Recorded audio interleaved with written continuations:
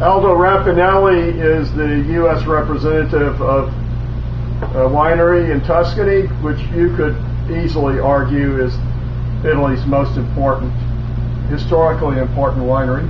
Thank you. It's called Tignanello. They make a wide range of spectacular wines in Italy and now in California. He's in town right now to co-host a tasting like we had last night of 7 of their fabulous wines. And honestly, all 7 wines were very, very special. One person in attendance at the tasting said it was the best tasting I've ever had, and I've probably had 300 wine tastings over the last few years.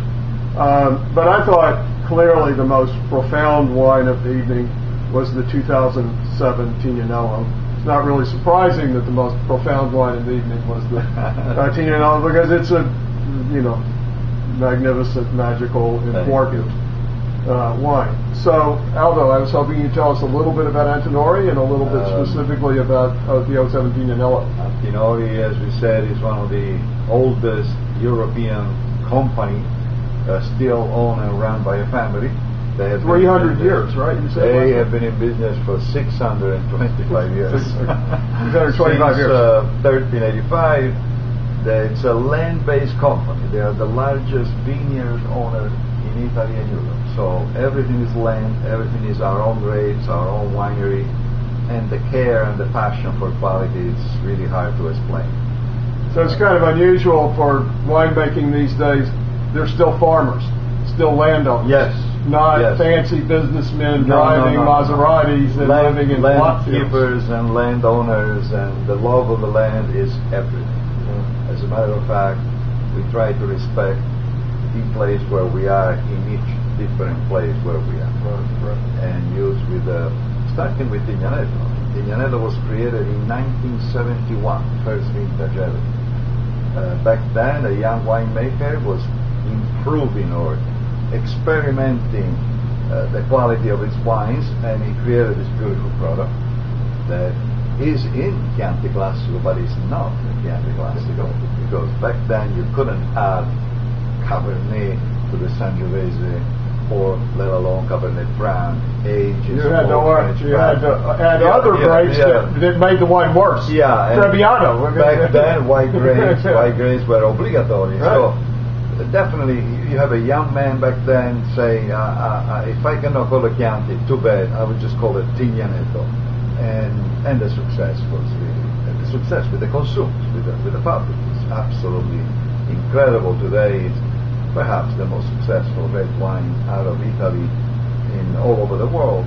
The demand is ridiculous. It's still one property. It's quite of a large, beautiful estate, but it's still one property. Right. And not every grape is qualified for that bottle. Right.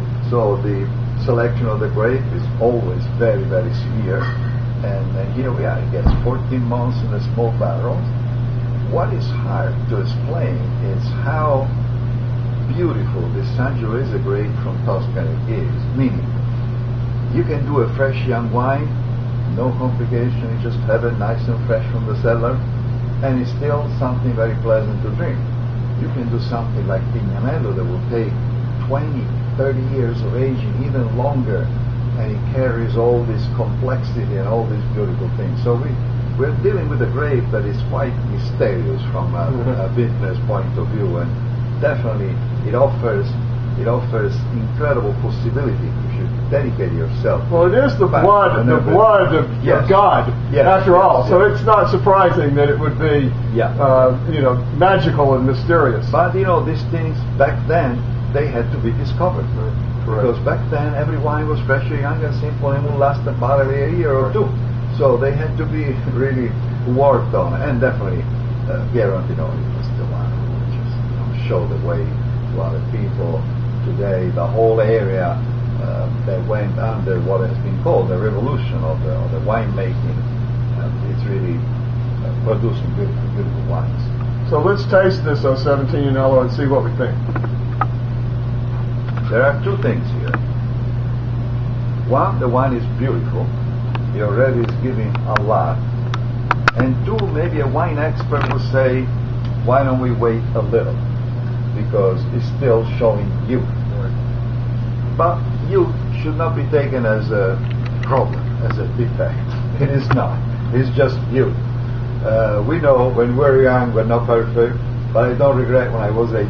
I mean, nobody was back then. So it's really, even if you go back something, you say, well, youth, it's there, but I don't like to describe it as a problem. So definitely, you can enjoy your Tignanello now. You can put it away and retaste it in 5 years. You can put it away and retaste it in 10 years. It's guaranteed it's going to get more complex, more balanced. It's going to get better, but I don't see anything obligatory waiting for now, because this is Sangiovese. This is not a hard grape to begin with. It's not a grape that it's undrinkable when it's young by definition. This is actually a grape that carry complexity even when it's young. Well, I said last night if you wanted to drink it now, maybe open it 2 weeks in advance and decant it a day in advance in your wine cellar, in your wine cellar at 55 degrees, it'd probably be very, very good. You know, it's beautiful. It has the bright, dark cherry fruit that you always get from Sangiovese. Definitely. It's the structure from the Cabernet Sauvignon, dark color from the Cabernet Franc. It kind of tastes like a hypothetical blend of Tuscany and Bordeaux, maybe. Yeah, some dusty tannins, but soft tannins, not really aggressive, harsh tannins. There is something else to be said about Sangiovese. While all the grapes do that, but Sangiovese does it to an extent that is surprising. It takes the flavors of the land. Right. So that's why Tignanello can be produced only at Tignanello. It's not a brand, it's not a type, it's something from that piece of land. So Sangiovese planted in Maremma tastes different from Sangiovese planted in Chianti Rufina. We planted Sangiovese in California, and it didn't taste the correct. same. So it just it has this capacity of concentrating the flavors of the land, and it's beautiful. I think it's a wonderful capacity. I couldn't agree more. I think it's a very, very special wine. We drank it last night at dinner at 360 Bistro with bison short ribs, and it was a spectacular combination. If you would like a recipe for that, I will be glad to provide it. Thank you for watching our little video on this really very, very special wine. Salute. Salute. Salute.